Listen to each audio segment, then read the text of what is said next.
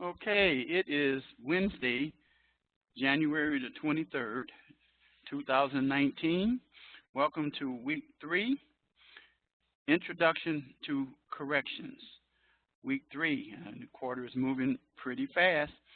And I'm sorry, week 4, correction. This is not week 3, this is week 4. Welcome to week 4, because we don't have lectures during week 3. So we have 7 more weeks to go after this one.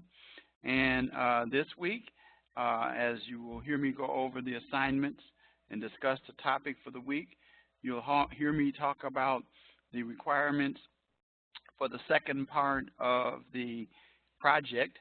As many of you recall, week 2, you had to select the agency and contact person.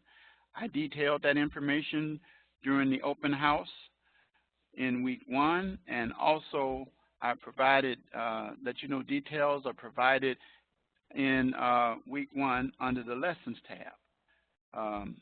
But what I wanted to let you know is that some of you have reached the stage where you apparently didn't follow that, and you picked law enforcement or police departments as an agency, and I made it clear that the only 4 agencies that you could select were jail, prison, probation, or parole. And I gave you a chance to correct those. And so you need to have those corrected by the end of this week, by a couple of days from now, because after that I will not allow you to correct it. But the bottom line is that now we're in week 4, which is the second of the 4 assignments, because the assignments just consist of week 2, week 4, week 7, and week 9, which is the final project. So I'm going to talk about that and other issues in this lecture. So let me go ahead and share my screen with you. Okay. As you can see, you see my announcement. Again, I remind you to pay attention to the rubrics and APA and critical thinking. Those are 3 important issues that are involved in the grading of every paper. So you want to make sure that you abide by that. And then I have other information which I won't go over.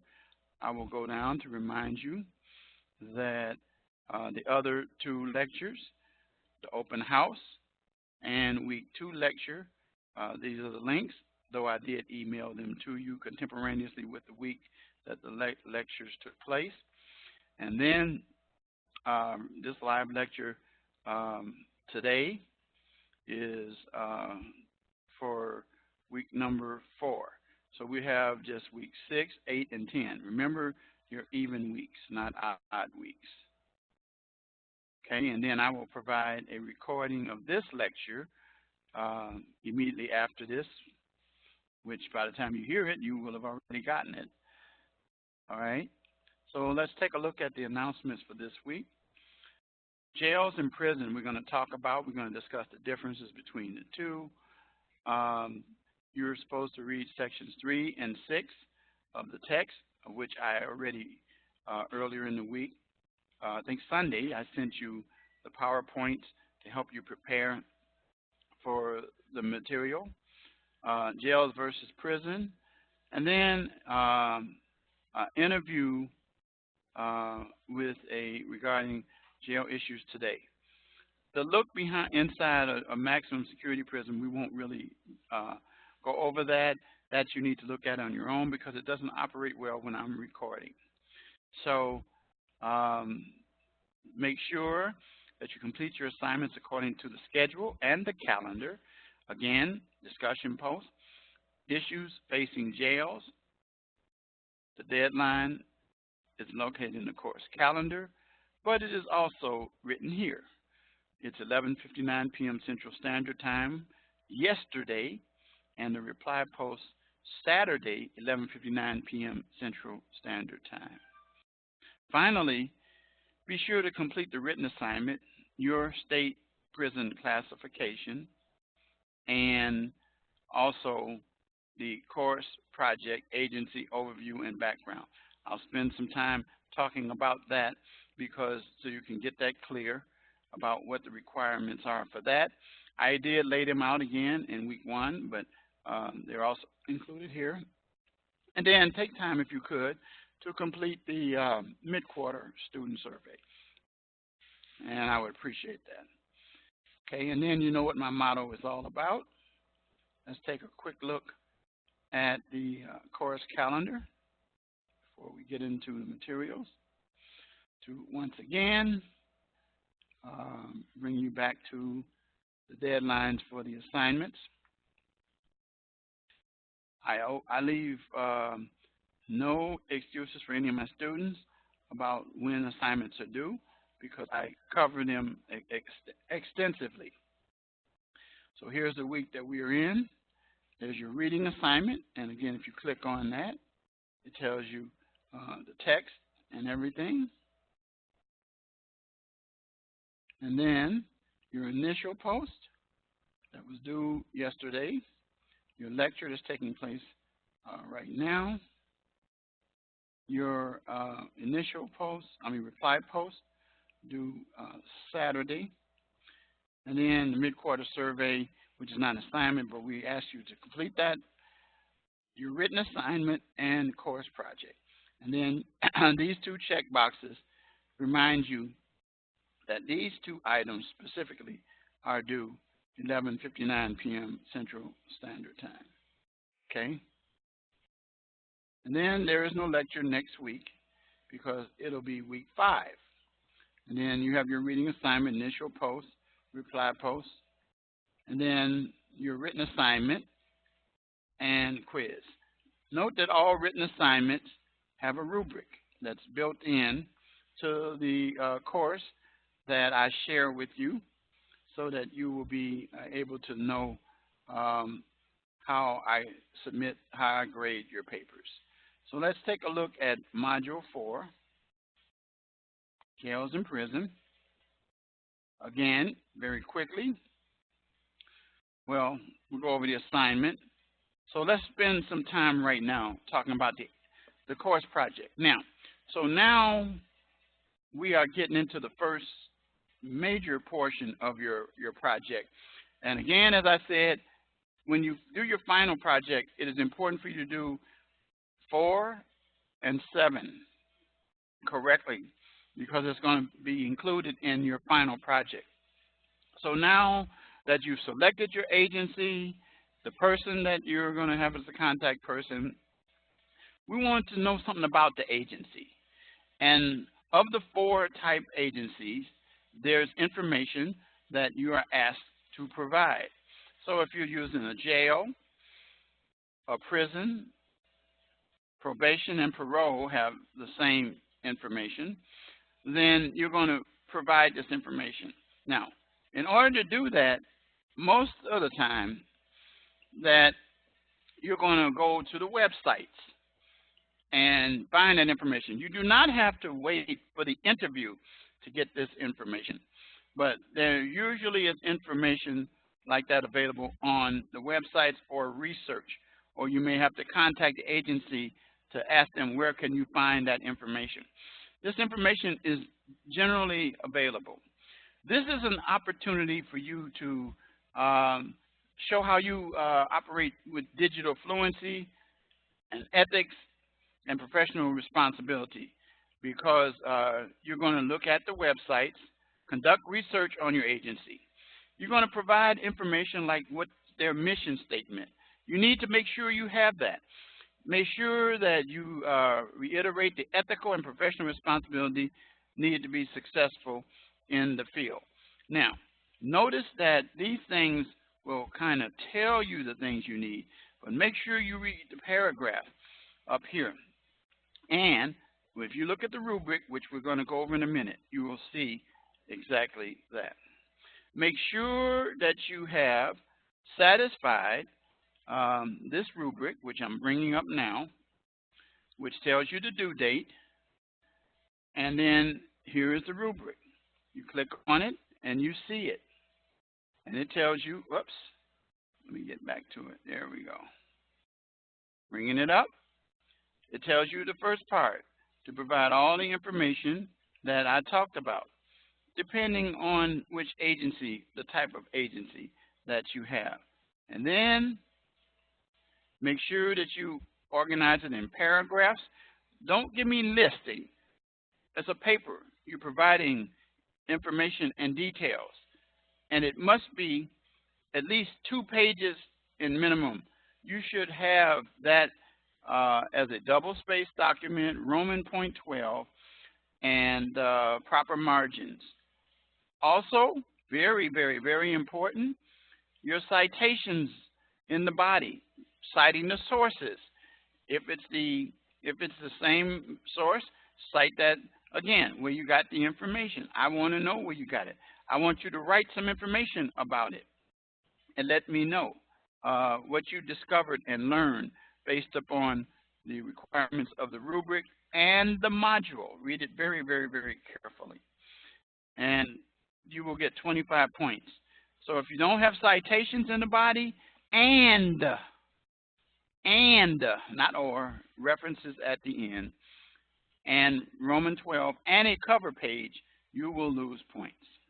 And then if you use, of course, sources like Wikipedia or other generic sources, which you probably won't in a situation like this, because you're basically providing information about the field that you're writing about, that you can provide citations and references, and the agency specific that you're writing about, those kinds of things. Okay? That's it. That's it for the project. So I've given you a good understanding about what it takes to do that course project. All right? So now let's go back and let's look at the other assignment other than the discussion post, which is you're going to provide research in your state and identify the types and numbers of prisons that you have. And, you know, don't worry about all of the details. A brief overview of the classifications and how they're assigned. Note, make sure you use APA. Now, again, the rubric tells you how long the paper should be. It is right here. Let's take a look at it. A minimum of 1 page. Now, make sure you run your papers through Grammarly so that you're not copying a bunch of material. But I want to see some analyzation of it. Don't just copy material. If it's going to be 1 page, don't be afraid to go over a page. It's okay. I've had some students go up to 3 pages in this assignment, which is fine. But the minimum requirement is 1 page. Make sure you do it in paragraphs. Make sure you provide citations in the body and references in the end and a cover page. Roman 12, once again, to get your 25 points for that. Again, that assignment is also due on Sunday. And those are the assignments laid out as best I can give you with your readings and with the using the research that you do. And make sure that it's important that you don't just use the textbook, because you can lose points for that. I've already laid that out in the course homepage. Don't just use the textbook. Don't cite the textbook. You can, but cite there are other sources out there as well. The idea is for you to conduct research. And I do want to take a minute, and I want to go back and show you something so you'll see this before we. And then, of course, you know, there's, so I want you to see this. I want you to see this under the lesson content tab. Notice this, that it says under written assignment, research. You see research, research, research. Discussion posts should involve research as well. Okay, and then of course you know your your written assignment is involved with research as well. So you want to make sure. Wait a minute, did I go to the wrong one? I did. I think I did. Let's go to. Okay, you got the proper assignments. Okay. And then your discussion posts. And then, I think I did look at this right. Just remember that one of your assignments is the course project. Oh, there it is. Yeah, I did flip. Course project. This is week 4. And then it tells you research. So, with the written assignment, I had gone back to 3 when I did that other one before. All right? And then your discussion post, and then the mid-quarter survey. All right? So now, let's go and talk about what we're talking about. Now, be aware of the fact that of the 4 institutions that involve corrections, jail is one that is considered. The difference between the two is generally jail is short term. You go to jail oftentimes while you're awaiting trial, and you're held there unless you can make bail. Now, there are some instances that people go to jail even after disposition of the case, but generally those individuals who are in jail, that are incarcerated in jail, are those who commit not major offenses or misdemeanors. And the definition of a misdemeanor is a crime for which you are sentenced for less than a year. So then you can end up in jail. Jails are generally held locally. Most jails are very close to the courthouse, and they're in an urban area in most instances. And usually the jail is operated by the county individual or the local individual, the sheriff, or some elected officials. Now, all of these jail and prison, but jail I'm talking about now, there are all kinds of issues. Males and females are segregated. There are individuals who have mental health concerns. Oftentimes they have, in most jails, either a section or either a total division. For example, in Cook County, there's a huge jail that's located at 26 in California in Chicago in Cook County. And there they have one building that's institutionalized, where mental health people are institutionalized. And so there are all kinds of problems, though, that happen because of the financial budgetary issues that face jails today. There's a high ratio of inmates to jail officers, individuals working in the jail. And so oftentimes the jails are referred to as, they're not around as correction officers, though they technically are. They are usually just called jail officers, or either, like I said, they might be involved with the agency, whether it's a sheriff. And all of the benefits that you're supposed to be able to get when you're incarcerated, such as religious services, being able to exercise, use the law library. Also, there are educational programs for individuals who are incarcerated in these. But small jails have problems with providing some of these. Drug and alcohol treatment, work release, alcohol, or AAA or NA, one or the other, and some vocational programs.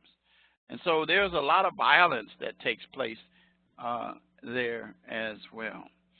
So when you get to the point you're arrested, you are processed, booked, and then you are fingerprinted, all that stuff, and then you then will find yourself in bond court to seek to make bond where you're released pending trial.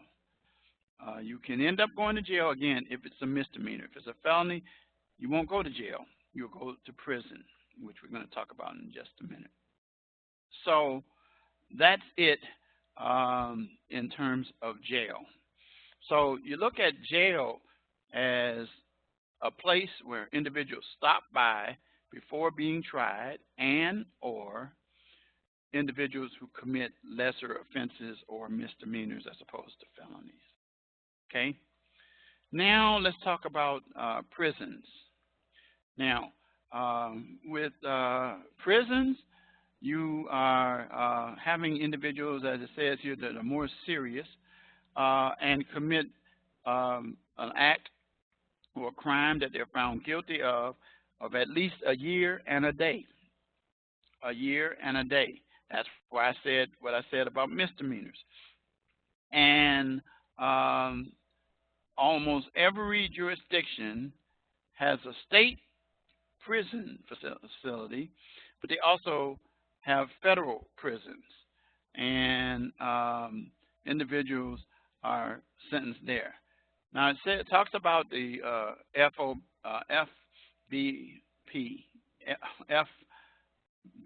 BOP, Bureau of Prisons, but the Federal Bureau of Prisons determines the kind of facilities that are generally broken down. And it says there are 50 separate state departments of correction. That's what I talked about, as we call it, IDOC. Well, IDOC could be the same in Indiana, but Illinois Department of Corrections. So usually the first letter is usually the state, but some states don't use it that way. Some use Department of Corrections of Florida or Arizona and so forth. But anyway, the bottom line is that it's state set up. There you run to the same issues that I talked about earlier. And there are individuals you find who will commit crimes. They will get out, and then they will come back, or what we call recidivism. So you see some of the same people. It's like a revolving door. And there is a number of things that are similar, like the 4 bullet points. The minimum security prison description is more like dorm living, where it's kind of relaxed. You can go to school, go to work, and those kinds of things. Then, and like I say again, it depends on the offense that the individual committed, and it also depends on how that individual might respond while they're incarcerated. Medium is where you can visualize these, double bunked with fences, high fences around the place, towers where guns are held by guards and they're watching over the place. And so you might have some time out in the yard to exercise and those kinds of things. Maximum security. This is where you got your really serious people. Now, let me say this. Most individuals who commit felonies that are not violent felonies, maybe using drugs and not using drugs, but distributing drugs, they might go to a minimum to medium security facility. But if you are a murderer or commit a violent offense like rape or robbery, which is violence, then in that instance you will probably end up in what we call the maximum security. And this is like what if you see some of these old movies about, we had Division 1 at 26 in California. We used to call that the old maximum security place, and it was dark and it was dingy. It had stone walls. Again, observation close. The toilet and the sink are in the cell. Watchtowers, armed guards, restricted movement within the cell block or pod. So, in other words, your freedom is less in a maximum security, but that's because you're a more violent offender or you committed a more violent offense. Supermax is these are the ones that are worse than the max. If you can get worse than that, but these are individuals who are incorrigible, who generally these might be your lifers or individuals who are facing the death penalty in jurisdictions where there is a death penalty. But generally, those are the people that you might find in supermax, where they're locked down most of the day. They might have 1 hour out. They're watched constantly on video camera. There's walls. They don't even communicate with each other. So it's isolation, a lot of those kinds of things. So it's a pretty tough place. And like I said, if we say maximum security has real bad, and then supermax has, well, I guess we might say super bad. Or those are that badder than the bad, or the baddest, or the worst. But I use the term incorrigible because of the fact that those individuals are not only recidivists, but they have committed some of the most heinous crimes that are around. Maybe like serial killers or somebody like that. Prison design, and it talks about radio, telephone pole, courtyard, and so forth. And so it depends on the classification level there. In the prison, the individual who is responsible for the prison is the warden. The warden. And the warden is the one who is the head. There's also associate wardens who work with the warden. I'm not talking about correction officers, but they provide various services. And it's kind of like equivalent to the president and the cabinet, or the governor and the cabinet. And they help watch out for civil suits, 1981 lawsuits where there's some violation, maybe religious violation, or the conditions of the prison, cruel and unusual punishment, violations of the 8th Amendment of the Constitution, lawsuits that are brought, those kind of things. And but the wardens, as it says, strive for inmate programming and staff development, attempt to be proactive and prevent problems. Maintain control. That's the key issue in that kind of a scenario. Okay, and so that's it as far as the jails versus prison. And then you will look at as you do your assignments for the discussion. I mean, not discussion, but for the project this week, to provide almost similar details from them. Okay. And so, like I said, we're not going to do this lockdown inside a maximum, but you can take a look at that on your own.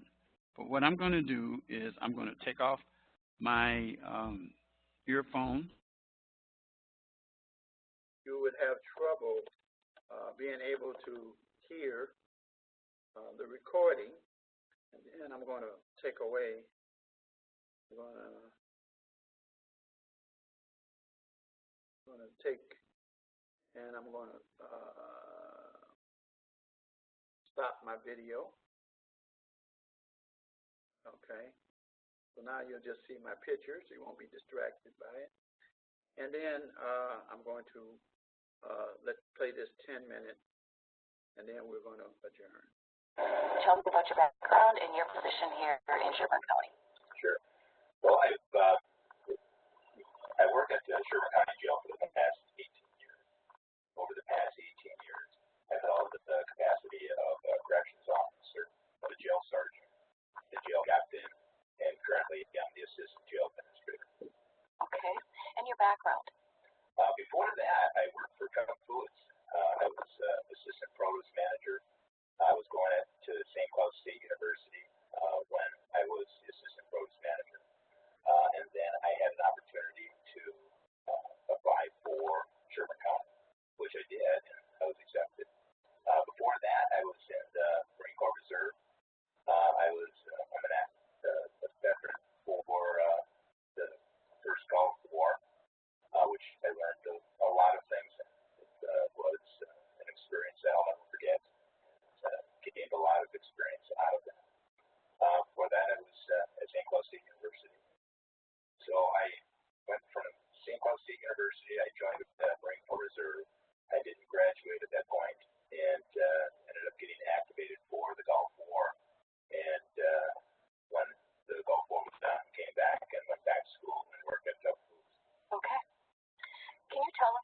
setup of your jail and the types of inmates you serve? Yes, our jail is actually, it's kind of a unique jail. We hold federal inmates, so we have a contract with the U.S. Marshal Service and Immigration to hold federal inmates. Most of the inmates that we have are federal inmates. On any given day, we have about 80 to 100 county inmates.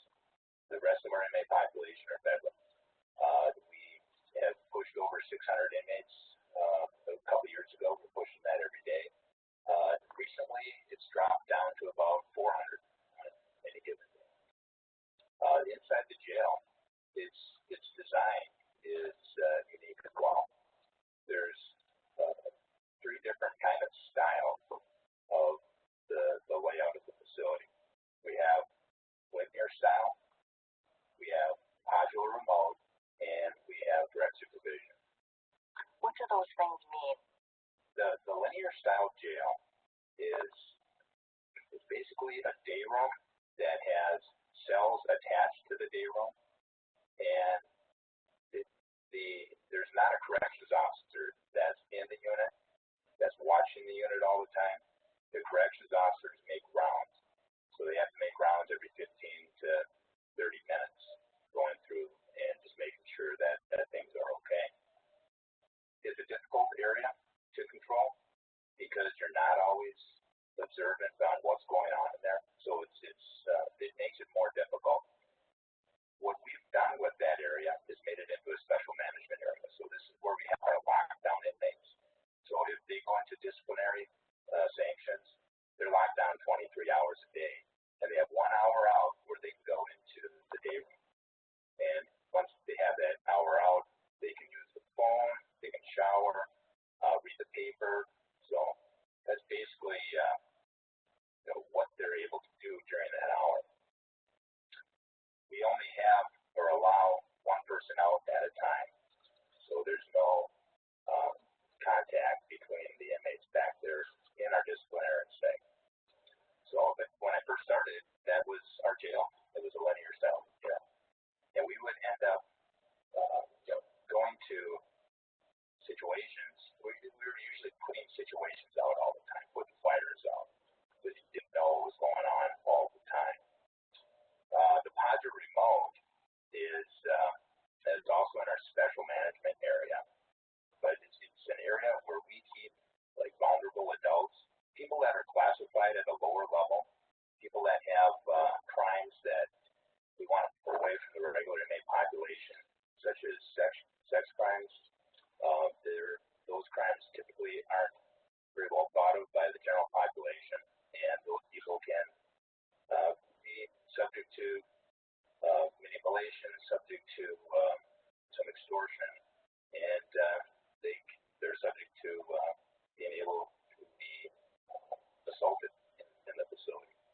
So we want to pull those people out, keep them safe, and we have a workstation that's in a hallway that has glass that overlooks that area, and that's the positive remote. It's a little bit better than the linear supervision for watching the inmates because you've got sight of line, so you're able to see the inmates throughout the day, but you don't really hear what's going on in there. But it works well for what we have. And then we have direct supervision. Direct supervision is our general population, and in that area we have corrections officers in with the inmates throughout the entire day. And that works real well because not only do you see the inmates all the time, but you're walking, you're talking, and you get a lot of information. You get to hear what's going on inside the unit. And you'll hear this from corrections officers that have been around, feel what's going on in the unit. So you get to know and feel the vibe that's going on inside that housing unit. Okay, you touched on this, but could you talk more about administrative issues in the jail? Sure. Our administrative duties are to make sure that the facility is being run according to state law, constitutional law, following our policies and procedures. So we, in administration, we write the policy and procedures for the staff to follow, and we make sure that the staff are following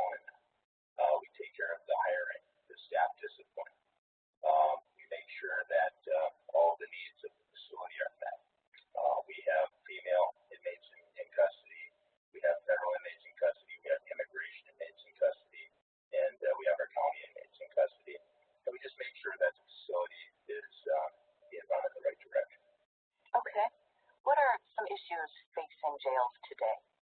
One of the biggest issues that we have, and it's different from when I first started 18 years ago, is mental illness in corrections. The mental illness facilities that we had back, when I first started 18 years ago have been shut down, and there's not a lot of options to be able to send people who are in need of controlling their mental illness through medication and doctors. They're not around anymore, so they are being kept in the jails. We have probably 1/3 of our population on psychotropic medication, so that's probably one of the biggest issues that we face that has changed from when I first started. Okay, you mentioned your background. Can you tell us what are the minimum qualifications to be a correctional officer? Sure. The minimum qualifications is a valid driver's license. You have to be a high school graduate, and that's your basic minimum qualifications. Now, when we go through the interview process, we're looking for people that are well-rounded, people that are great communicators, and we look for people that have had 2-year degrees, 4-year degrees. So that is more appealing when you go through the interview process, and you're more likely to get a job with a 2-year or 4-year degree. Okay. Do you have any advice for today's students? One of the things that we push in corrections is firm, fair, and consistent. So if you get into this business, it's very important for you to be firm on the rules, consistent with the rules, and you have to be fair with the rules. You can't be allowing one individual to do something that you're not allowing another individual to do. Going through the interview process is very important to do a little research on what you're getting into. So when you're going through the interview process, you're able to intelligently answer the questions that are being asked. Communication is probably the biggest thing that we look for, a good communicator. Someone that isn't afraid of being able to talk to people and give them bad information on occasion, and being able to deliver that information in a way that isn't going to jeopardize any kind of security issues in the facility. Great, thank you. You're welcome. Few points that I want to bring to your attention. If you notice, one of the important things that he said more than once was communication. He talked about the importance of being able to communicate during your interview. And they're looking for good communicators because that's an important role. Notice that is one of our transferable skills that we encourage our students to operate on, especially in criminal justice. And then you notice that they're talking about in terms of being able to operate on the basis so that it's to keep maintain control is to be, they said, firm, fair, and consistent, so that you're not granting favors to individuals. That's a way that you lose control. And I've had a number of my students who work in the area will tell you, firm because you're not a weak person. You're going to be challenged at times. Fair, so that you respect those individuals. Remember, we talked about dealing with diversity and dealing with different types of individuals. And then consistent, not giving a person a favor and those kinds of things. Because when you do that, favoritism, it creates a really, really, really bad thing. Then the other thing that you heard him say, and you need to listen to it very carefully, when he talks about when he started and getting a job, high school diploma, and what he used to do before that. But notice what he said, though, that they are looking for in terms of hirings. When they said they're looking for hiring individuals to work in corrections and jails, they're looking for individuals with associate's and bachelor's degrees. And it is because those are the most professional individuals, and that's the goal, is to do so. Now, there are budgetary restraints, but that's why it behooves you to be able to move up the ranks. And I encourage students to continue your education, especially beyond associates to the bachelor's, so that you can move up the ranks. Maybe you will become the head or the warden or somebody along those lines. So since we're talking about jails and prisons today, I'm saying that you can get a job as associates, but those other two areas, which we'll talk about in other weeks, involving parole, probation, associates, no deal. But I'm just simply saying that the thing that he said that was very, very, very important for you to consider in your situation. And then notice something else he said, and I can't overstate this.